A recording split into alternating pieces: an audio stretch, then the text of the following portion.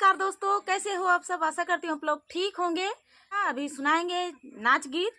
तो चुटकुला नाच गीत है, तो बताइएगा कैसा लगा। तो चलिए दोस्तों, सुनाते हैं आप सभी को ये चुटकुला नाच गीत। मैं अलबेली गोदाई गोदना, मैं अलबेली गोदाई गोदना, मैं अलबेली गोदाई गोदना। गैली बजरिया ले आईली नाथियावा, गैली बजरिया ले आईली नाथियावा।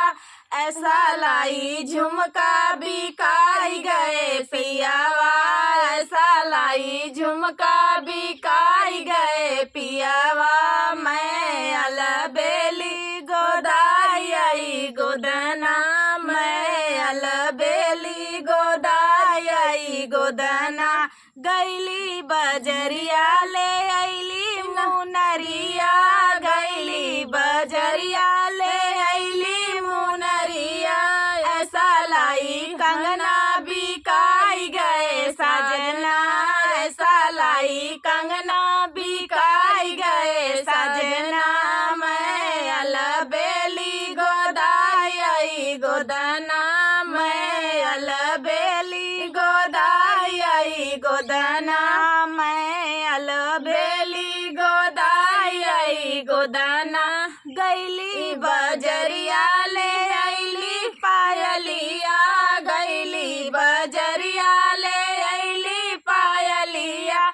ऐसा लाई बिछिया बिकाई गए सजना, ऐसा लाई बिछिया बिकाई गए सजना। मैं अलबेली गोदाई गोदना, मैं अलबेली गोदाई गोदना। गैली बजरिया ले आईली चुनरिया, गैली बजरिया ले आईली चुनरिया। ऐसा लाई लहंगा बिछाई गए सजना, ऐसा लाई लहंगा बिकाई गए सजना। मैं अलबेली गोदाई गोदना, मैं अलबेली गोदाई गोदना। तो दोस्तों, ये प्यारा सा चुटकुला नाच गीत आप सभी को कैसा लगा कमेंट में जरूर बताना दोस्तों। तो चलिए दोस्तों, मिलते हैं नेक्स्ट वीडियो में, तब तक के लिए नमस्कार।